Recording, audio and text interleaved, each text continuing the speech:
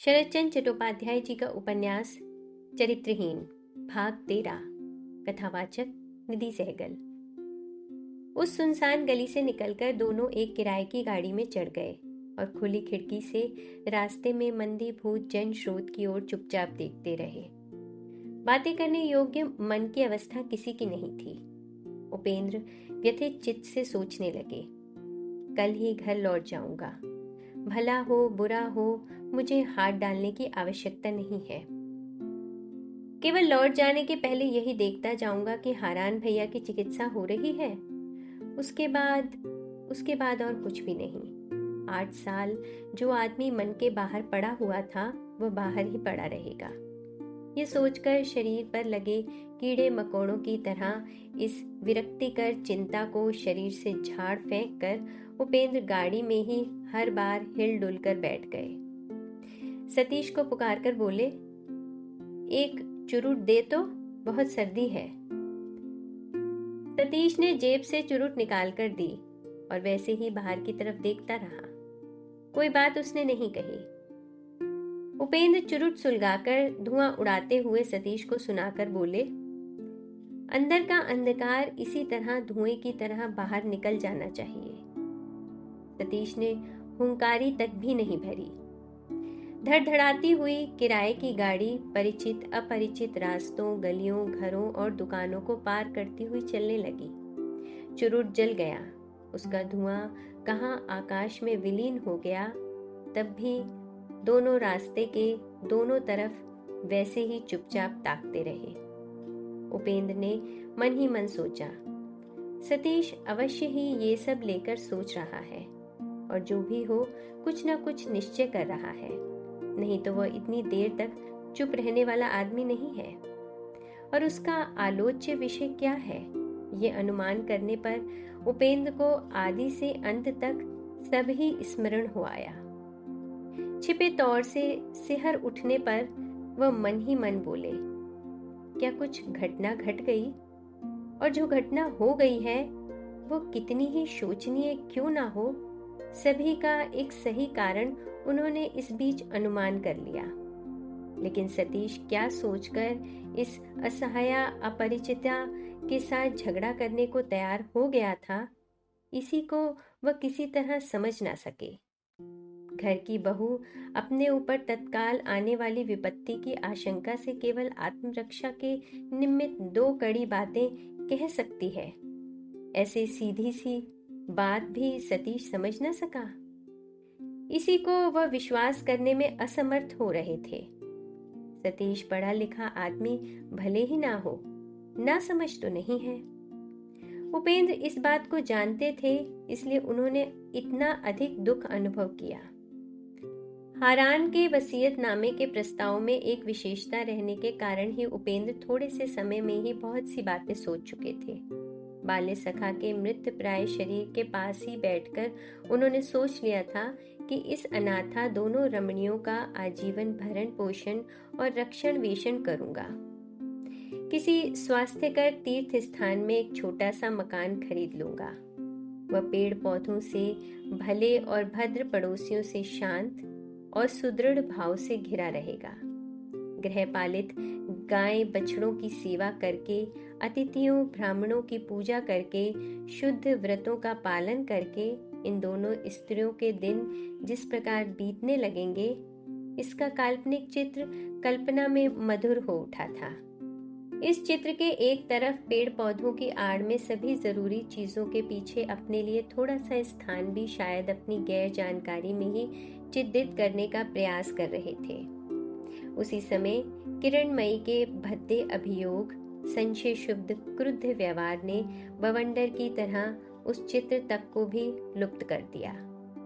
उपेंद्र फिर चुप न रह सके, पुकार कर बोले, सतीश, तू क्या सोच रहा है? सतीश बाहर की ओर से दृष्टि हटाकर उपेंद्र की ओर देखते हुए बोला, क्या सोचता हूँ जानते हो उपेंद्र भैया, लड़कपन में एक बंगला उपन्यास पढ़ा था, उसी को सोच रहा हूँ। उपेंद्र ने पूछा, कौन सा उपन्यास? सतीश ने कहा, नाम याद नहीं है, लेखक का नाम भी ठीक याद नहीं है। लेकिन वह कहानी मुझे याद है, ऐसी ही सुंदर है। उपेंद्र उत्सुक होकर उसकी तरफ देखते रहे। सतीश ने शिकायत के स्वर में कहा, चिरकाल तक अंग्रेजी पढ़कर ही तुमने दिन बिताए उपेंद्र भैया। किसी दिन बंगला की तरफ तुमने देखा नहीं, लेकिन हमारे देश में ऐसी ऐसी पुस्तकें हैं कि एक बार पढ़ने से ही ज्ञान उत्पन्न हो जाता है। इतना कहकर वह एक लंबी सांस लेकर चुप हो गया। उपेंद्र ने विरक्त होकर कहा, पहले उपन्यास की कहानी कहो तो सुनूं, उसके बाद देखा जाएगा कि कितना ज्ञान उत्पन्न होता है। सतीश हंसकर बोला, पहले वचन दो, गुस्सा तो ना होगे? नहीं, तू कह। सतीश ने कहा, बहुत ही सुंदर कहानी है। उस किताब में लिखा था कि एक धनी जमींदार नाव पर बैठकर कहीं जा रहे थे। एक दिन संध्या को एकाएक बादल घिर आने पर भयंकर आंधी वर्षा शुरू हो गई। वे तो डर के मारे उतरकर किनारे चले गए। सामने एक बहुत टूटा फूटा मकान था। वर्षा के भय से उसी में घुस पड़े। उस मकान के सभी कमरों में अंधेरा था, कहीं भी कोई आदमी नहीं था। मकान में सब जगह घूम घूम कर अंत में ऊपर के एक कमरे में उन्होंने देखा, टिमटिमाता हुआ चिराग जल रहा है और फटे बिछौने पर एक आदमी मरणासन्न पड़ा हुआ है और उसकी पद्य पलासी रूपवती स्त्री लोट पोट कर रो रही है। उस रात को उसने एक भयानक सपना देखा था। अच्छा उपेंद्र भैया, क्या तुम सपने में विश्वास करते हो? उपेंद्र ने कहा, नहीं। उसके बाद? सतीश ने कहा, उसके बाद उसी रात को वह आदमी चल बसा।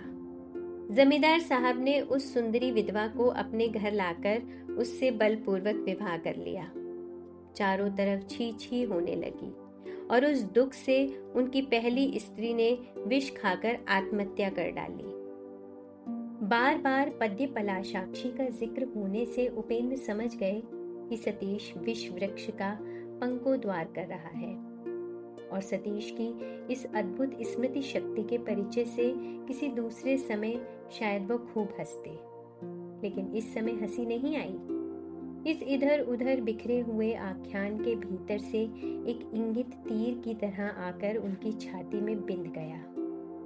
उन्होंने मन में सोचा, ये तो सतीश की स्मृति नहीं है, ये उनकी आकांक्षा है। ये आकांक्षा क्या है और जिसको आश्रय करके विष वृक्ष की डाल पत्तियों को तोड़कर उन्हें अपने ही सांचे में इसने गढ़ डाला है। उसी बात को याद करके उपेंद्र गंभीर लज्जा से सिकुड़ गए। सतीश ने अंधेरे में ये नहीं देखा कि पल भर के लिए उपेंद्र का मुख पीला पड़ गया है। सतीश व्यथा पर व्यथा पहुंचाकर फिर बोला, तालाब खोदकर घड़ियाल मत बुलाओ उपेंद्र भैया। उपेंद्र उत्तर न दे सके।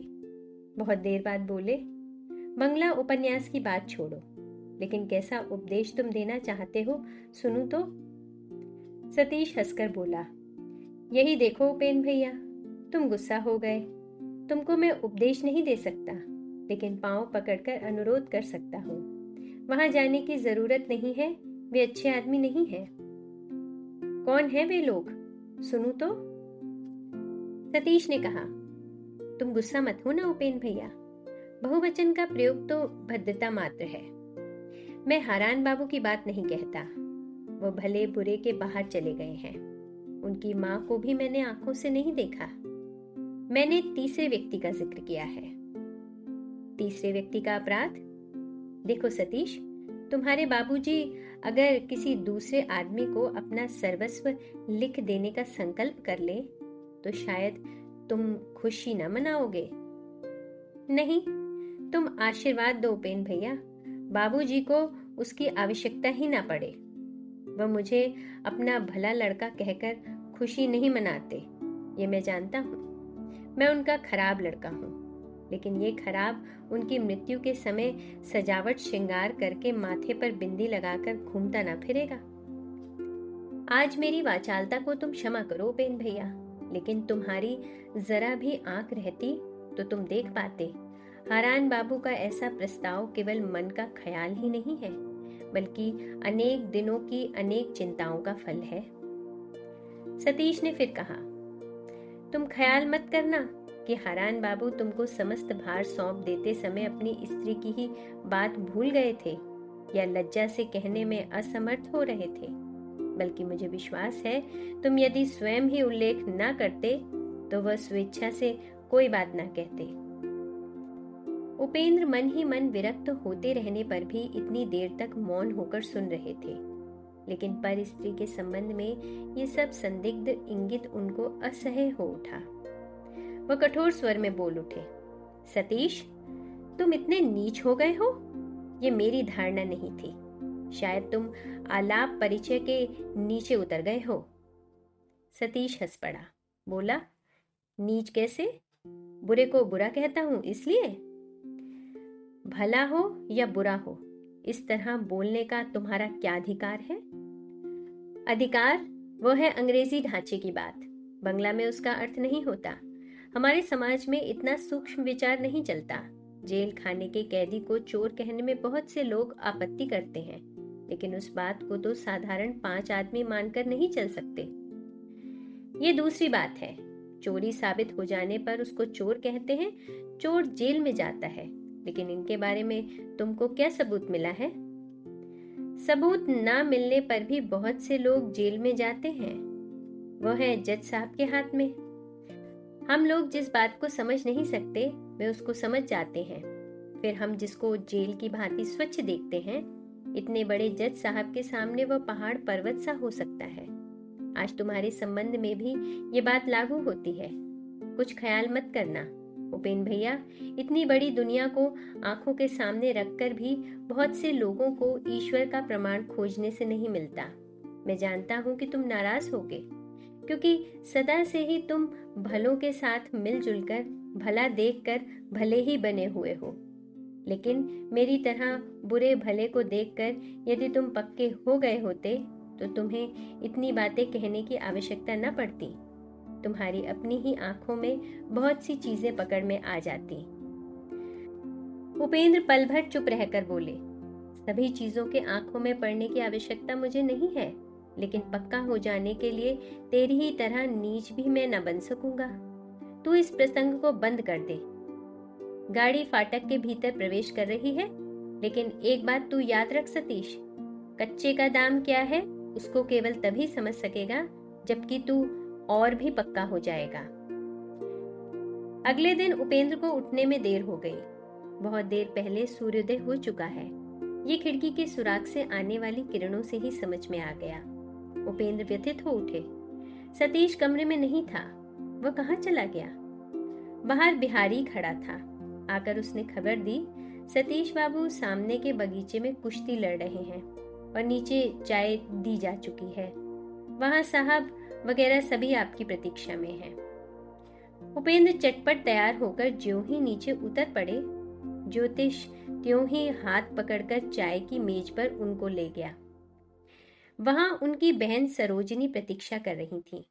वह अखबार फेंक कर हंसते हुए मुख से बोली, कल रात को 10 बजे तक हम आप लोगों की बाट देखते रहे। अंत में मंझले भैया ने कहा, अवश्य ही कोई निर्दय मित्र रास्ते से पकड़कर ले गए हैं और आप लोग शायद रात को लौट ही ना सकेंगे। लौटने में कल कितनी रात हो गई थी उपेन बाबू? उपेन ने हंसकर कहा, 12। विशेष काम से आबद्ध हो जाने से मैंने सबको कष्ट दिया है। ज्योतिष ने कहा, इसे हम लोग समझते हैं। हमने ये ख्याल नहीं किया था कि तुम लोग झूठ मूठ राह में घूमते हुए चक्कर काट रहे होगे। सतीश बाबू कहाँ चले गए? बिहारी ने आकर निवेदन किया, सतीश बाबू बगीचे के उस तरफ कुश्ती लड़ रहे हैं और उनको खबर दे दी गई है। बिहारी के चले जाने पर ज्योतिष की तरफ देखकर बोले, कुश्ती क्या जी, और भी कोई है क्या? उपेन ने कहा, मैं जानता तो नहीं, कुश्ती शायद नहीं, लड़कपन से व्यायाम करने की आदत है, वही कर रहा है शायद। सरोजनी कल दोपहर के समय म्यूजियम देखने गई थी। संध्या के बाद घर लौटने पर उन्होंने सुना कि उपेंद्र और उनके मित्र आ गए हैं, लेकिन उस समय वे लोग पथुरिया घाट चले गए थे।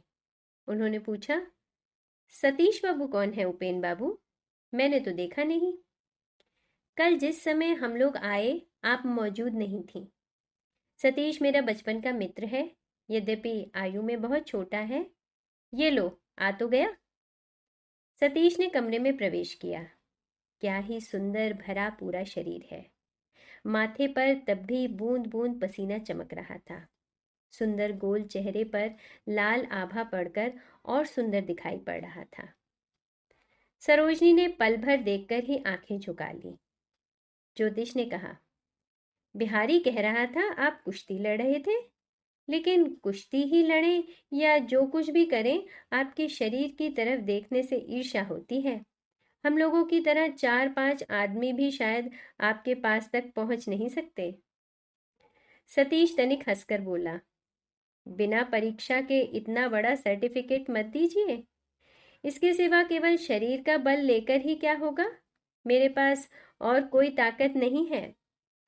बात के अंतिम अंश में दुख का आभास दिखाई पड़ा।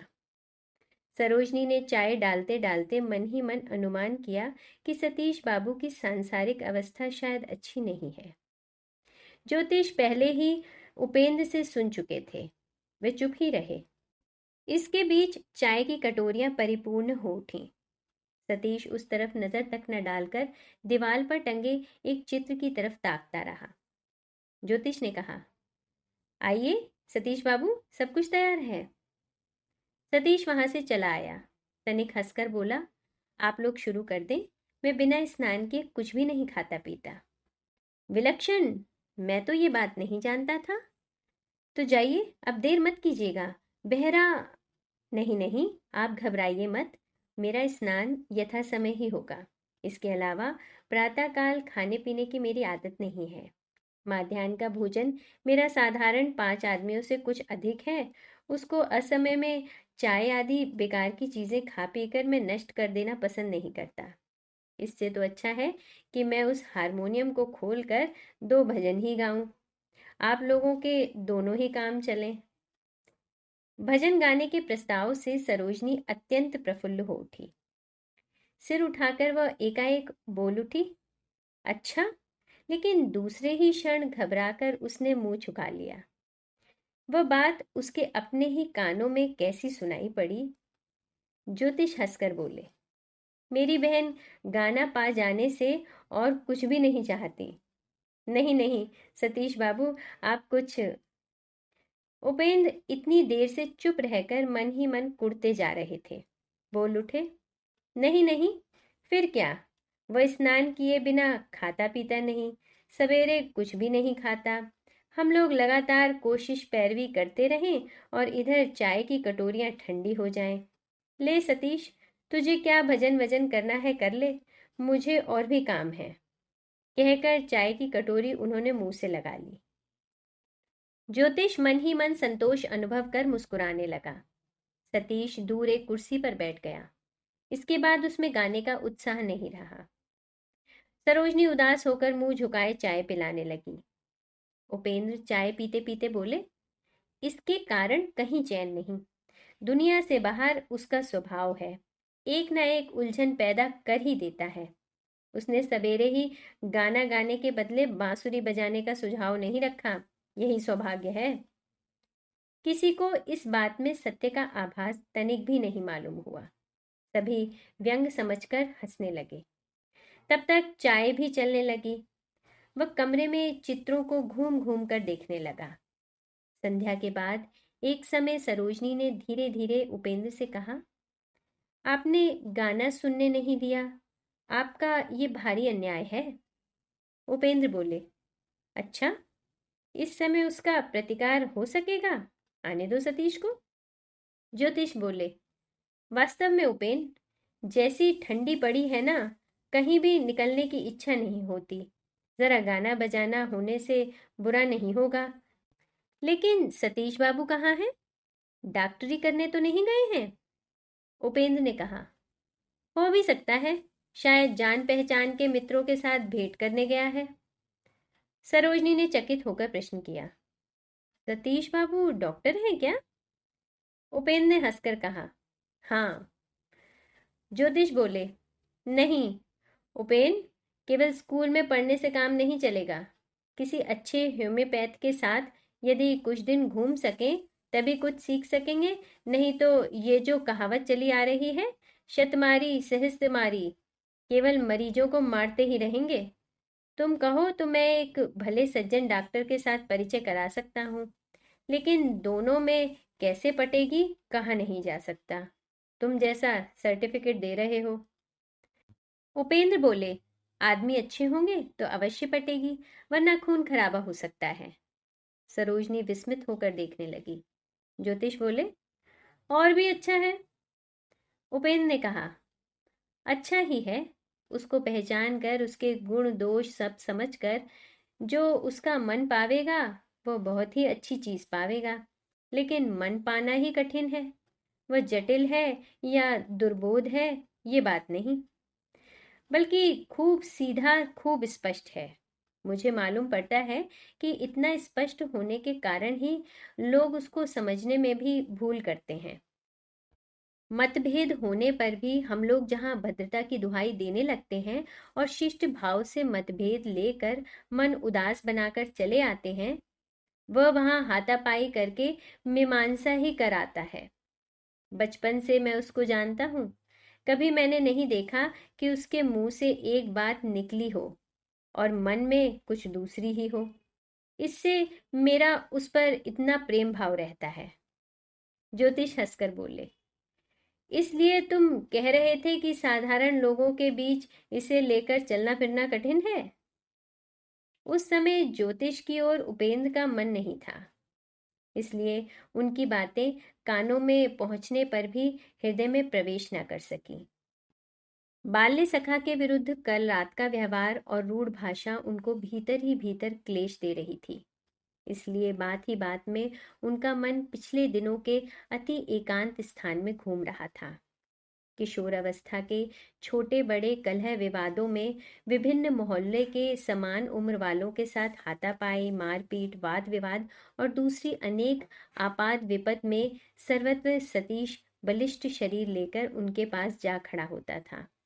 उन्हीं सब की याद पड़ने वाली और भूली हुई कहानियों के बीच में आकर अचानक उनका हृदय अत्यंत अनुतप्त हो उठा।